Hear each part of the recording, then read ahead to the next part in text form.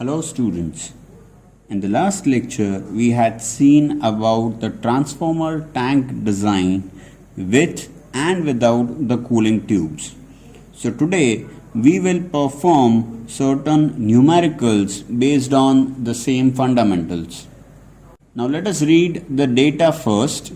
The data says a 250 kVA 6600 by 400 volts 3-phase core type transformer has a total loss of 4800 watts at full load.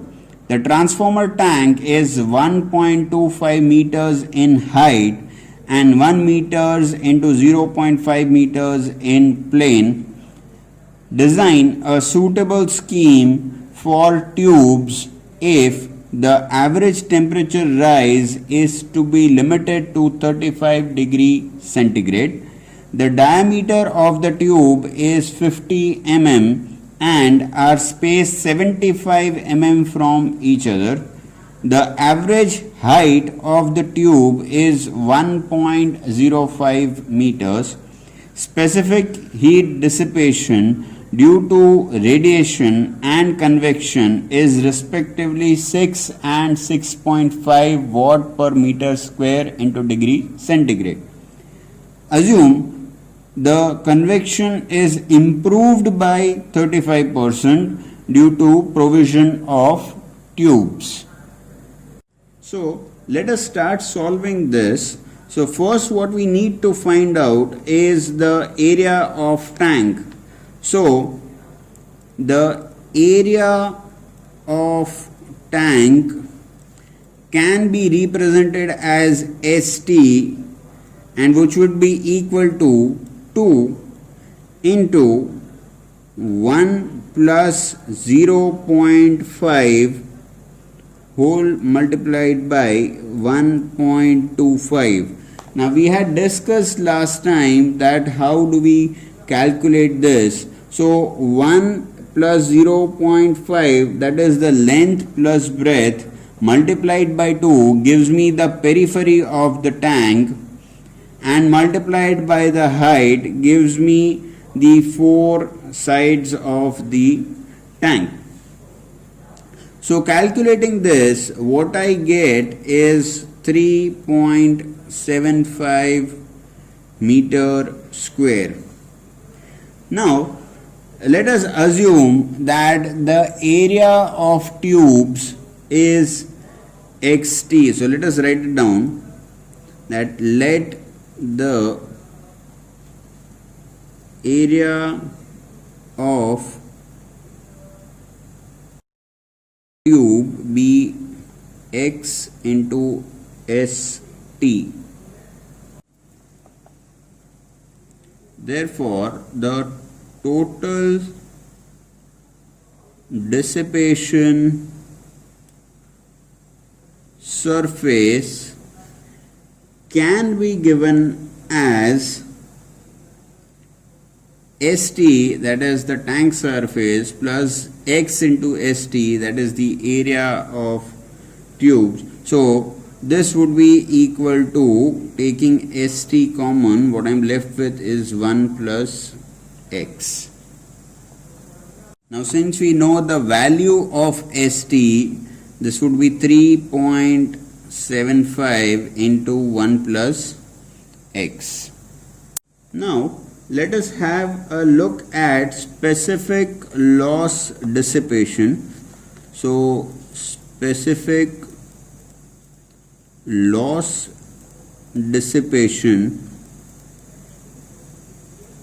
how do we define this? Specific loss dissipation would be nothing but the total loss, that is 4800 divided by 3.75 into 1 plus x multiplied by 35.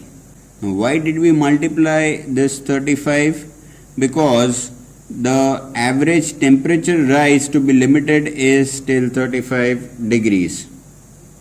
So on further calculating this, what we get is 36 6.5 upon 1 plus x, and the unit would be same, watt per meter square into degree centigrade. Now, as we have seen the equation of loss dissipation during the derivation, which was 12.5 plus 8.8x upon 1 plus x, that is watt per meter square into degree centigrade. So now we can take 12.5 plus 8.8x upon 1 plus x, which is equal to 36.5 upon 1 plus x. On further solving this, we can find out the value of x as 2.73. Now we have assumed the area of tubes as xt. Area of tubes has been assumed as x into st. So therefore we know the value of x now, which is 2.73 multiplied by the value of xt, which is 3.75. So the answer you get is 10.23 meter square. Now after we have calculated the area of tubes, let us calculate the wall area of each tube. So let's say wall area of each tube is given by the formula pi into diameter of the tube multiplied by the length of the tube. We are using this formula because we are taking the curved surface area of the tube. On substituting the values, we get pi multiplied by the diameter of the tube is given as 50 mm. So we'll take it as 0.05 meters multiplied by the length of the tube has been given as 1.05 meters. So on calculating this, what we get, the answer is 0.165 meter square. Now we already have the total area of the tubes. We have the area of each tubes. So from these data we can calculate the total number of tubes which are to be provided. So let us calculate the total number of tubes to be provided, which would be equal to 10.23 divided by 0.165, and the answer to this would be 62 tubes.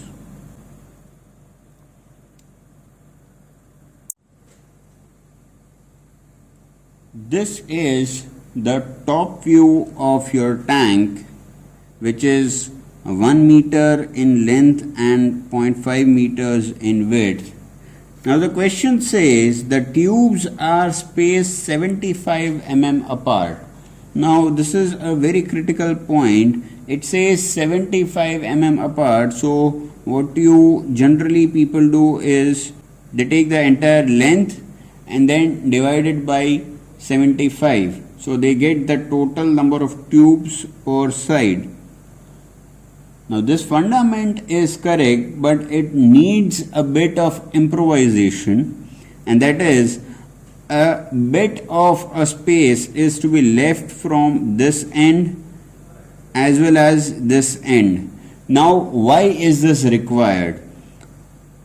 The reason is, suppose if you start placing the tube here and then place the second tube here with a gap of 75 mm. So the problem would be you'll have to also place a tube here, and that would damage the corner fabrication of your particular transformer tank, and this might lead to the leakage of the tanks as well.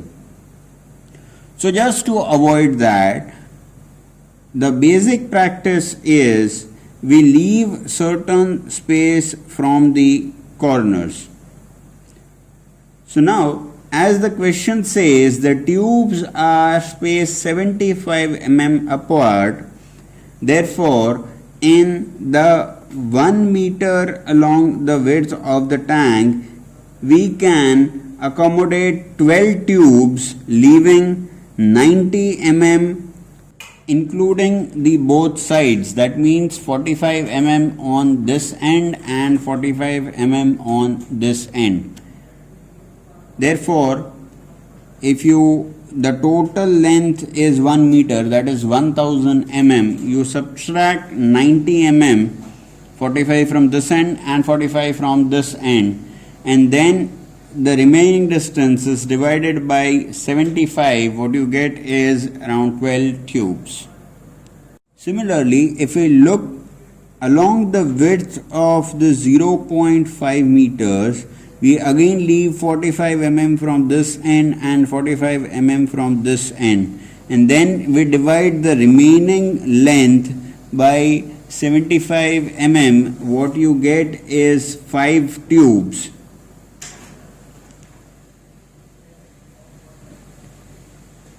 So now you get 12 tubes on this end, similarly 12 tubes on this end. You get 5 tubes on this end and similarly 5 tubes on this end.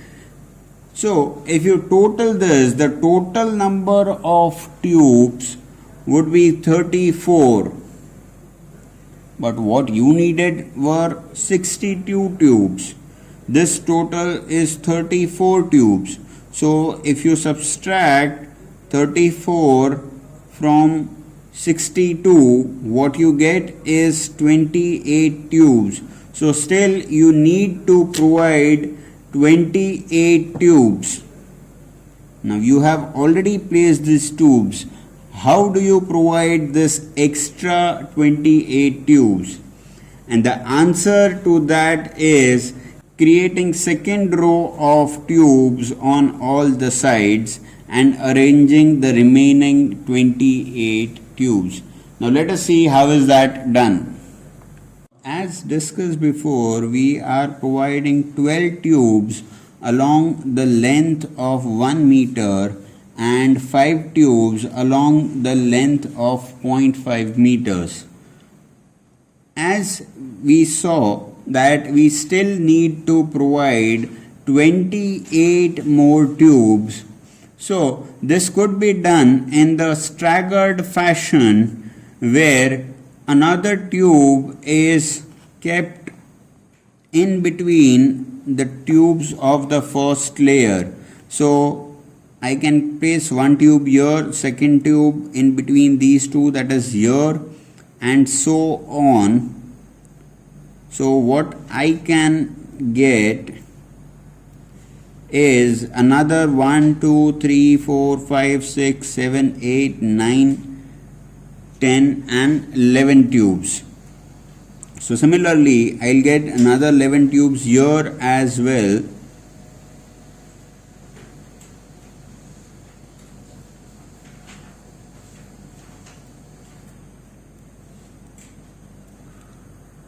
And similarly, here I have 5 tubes, so I can get 4 tubes here, 1, 2, 3 and 4, and in the same fashion here as well, 1, 2, 3 and 4, where a tube is placed between the first two tubes of the first layer.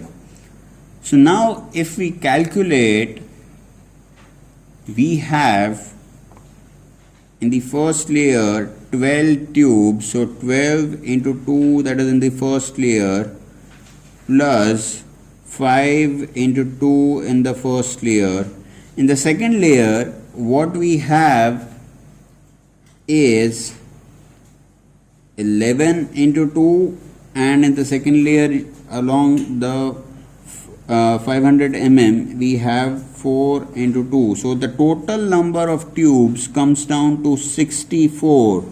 What you needed was 62, but what you are getting is 64 tubes.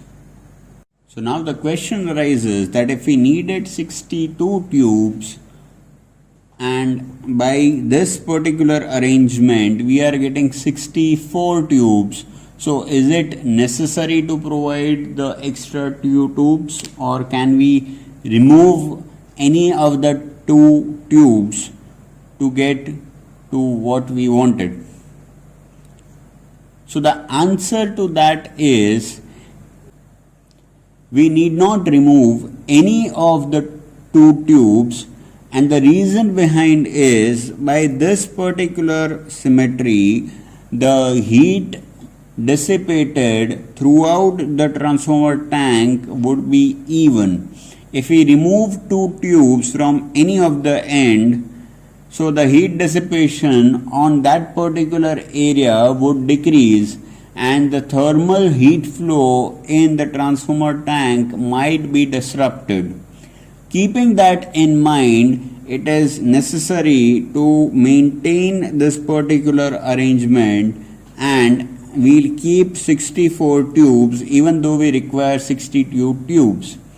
This would also help us when the transformers are overloaded, the heat produced would be more, and these two tubes would be helpful during that occasion. So by this we come to the end of this particular numerical. I would request you to pause the video here and go through the entire numerical to understand how different formulas are implemented and how the parameters are being calculated. We have already seen this diagram earlier. These are the three limbs, or let's say the top view of the windings with the core within it. Now I am tanking this entire assembly. So let us assume that the edge of the paper are nothing but the edges of my tank. In this case, this edge to this edge would be the width of the tank. Now the clearance on each side between the winding and the tank along its width is given by L. So this distance to this distance is given by small l, whereas the clearance between HV windings and the tank here is given by small b. Now using this information, we would go to the next numerical. Let us read the data of the next numerical. 1000 kVA, 6600 by 440 volts, 50 Hz, 3-phase delta star core type oil immersed naturally cooled ON transformer. ON represents oil natural, so that means it is naturally cooled. The design data of the transformer is the distance between the adjacent limbs is given by 0.47 meters. The outer diameter of high voltage winding is 0.44 meters. The height of the frame is 1.24 meters. The core loss is 3.7 kilowatt. I2R loss is 10.5 kilowatt. Design a suitable tank of this transformer. The average temperature rise of oil should not exceed 35 degrees centigrade. The specific heat dissipation from the tank walls is 6 watt per meter square into degree centigrade and 6.5 watt per meter square into degree centigrade due to radiation and convection respectively. Assume that the convection is improved by 35% due to the provision of tubes.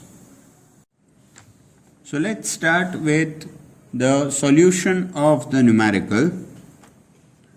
Now let us assume the clearance between winding and tank is assumed to be 70 mm and 90 mm. So the 70 mm is along its width and 90 mm is along its length.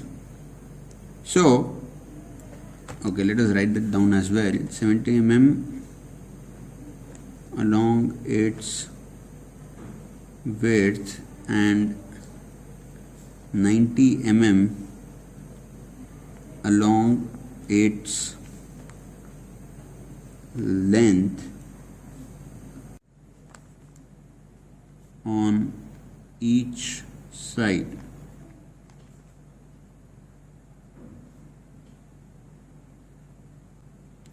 So therefore the width of tank can be given as WT, and the formula for that is 2D plus DE plus 2B.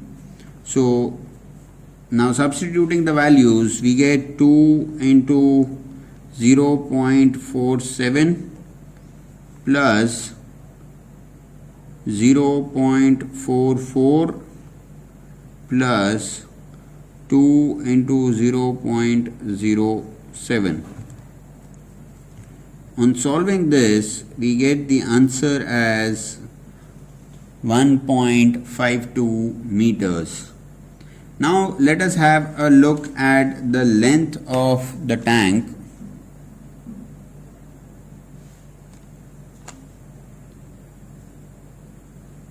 So the length of the tank can be given as LT, which would be equal to DE plus 2 into L. So the value of DE is 0.44 plus the value of 2 and the L is 0.09 as given in the question. And solving this, we get the answer as 0.62 meters. Now, allowing 50 mm of the base and 300 mm for oil above the frame,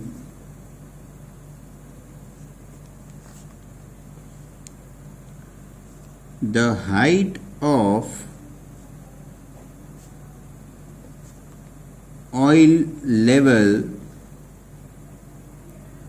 from the bottom of tank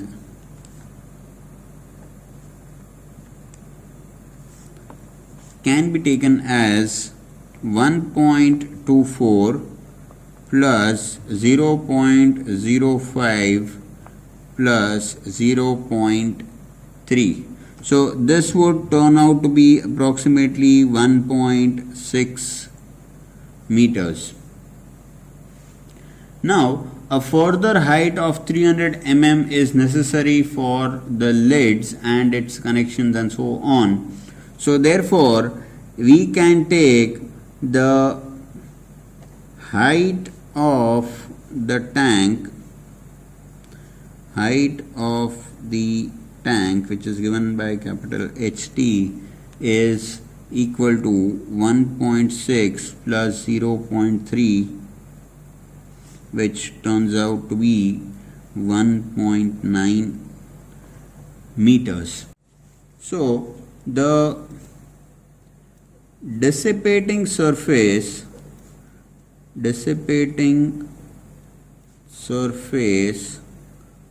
of the plane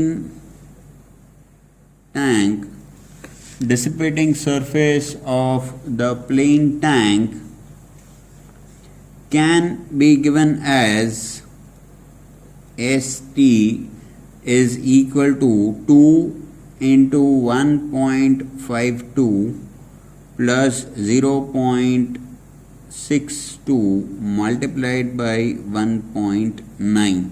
So the answer that you get is 8.132 meter square. Now again, as done in the previous section, let us assume the area of tubes be equal to x into ST. So therefore, the total dissipating area is equal to 1 plus x into ST. Now we know the value of ST, so this can be taken as 8.32 multiplied by 1 plus x meter square. Now the specific loss dissipation, which is given by lambda, is equal to 12.5 plus 8.8x upon 1 plus x, and the unit is watt per meter square into degree centigrade. Now this is the formula we have seen before. Now let us have a look at the total losses. So the total losses would be equal to 3.7 plus 10.5, which is equal to 14.2 kilowatt. Now the question asks us to keep the temperature rise below 35 degrees centigrade. So again, the specific loss dissipation can also be represented by 14.2 into 10 raised to 3, that is the total losses, divided by 8.132 into 1 plus x multiplied by 35, and which is also equal to 12.5 plus 8.8x 4 upon 1 plus x. So on equating these two equations, we get the value of x as 4.25. So now once we know the value of x, we have assumed the area of tubes as x into ST. So the area of tubes, which was nothing but x into ST. So on solving this, we get the area of tubes, that is 4.2 into 8.132. So the area of tubes comes out to 34.56 meter square. Now the average length of the tube,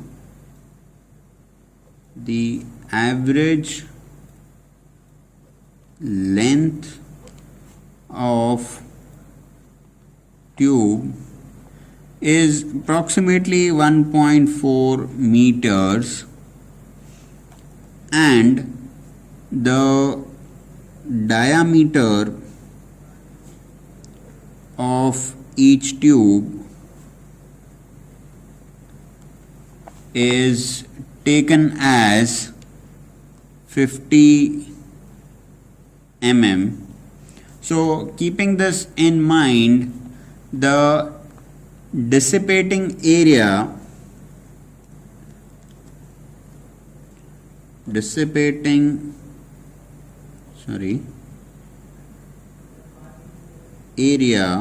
of each tube can be given by pi into dt into lt, which is nothing but pi multiplied by the diameter is 0.05 meters, which is nothing but 50 mm, multiplied by the length of the tube, that is 1.4 meters. So on calculating this, we get the area as 0.22 meter square. So now the number of tubes required can be taken as NT, which would be the total area of the tubes divided by the area of a single tube, and the answer would be 157 tubes. Now 157 is an odd number, so we would convert it to an even number, so the symmetry of arrangement should remain equal. Now based on the symmetry and the layers in which, or say the number of rows in which you are placing your tubes, based on that we would decide that this would need to be 156 or 158. So moving ahead, the tubes, as we know, are spaced 75 mm apart. The tubes are spaced 75 mm apart. Now when I say the tubes are spaced 75 mm apart, it means that the distance of center of one tube to the distance of center of other tube is 75 mm.